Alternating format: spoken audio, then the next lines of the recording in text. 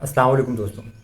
आज की वीडियो में हम बात करने जा रहे हैं कि क्या आप अपने पेपाल अकाउंट में पाकिस्तान का एड्रेस या फ़ोन नंबर ऐड कर सकते हैं।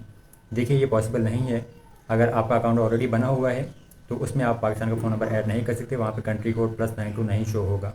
इसी तरह से अगर आपसे जो अकाउंट बना हुआ है ऑलरेडी भी, या अगर आप नया अकाउंट भी क्रिएट करें तो उसमें भी आप पाकिस्तान का एड्रेस ऐड नहीं कर सकते। उसकी वजह ये है कि जब आपसे पेपाल एड्रेस प्रूफ मांगेगा तो अगर पाकिस्तान का गैस, बिजली, पानी का बिल आप एड्रेस प्रूफ के तौर पे देंगे तो पेपाल उस अकाउंट को फ़ौरन ही बैन कर देता है, क्योंकि पेपाल की सर्विस ऑफिशियली पाकिस्तान में नहीं, तो पाकिस्तान का एड्रेस भी आप वहाँ नहीं दे सकते।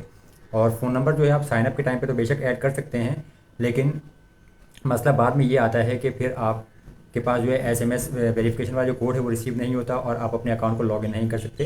ये बहुत सारे लोगों के साथ मसला आता है, तो इन चीज़ों का ध्यान रखिएगा।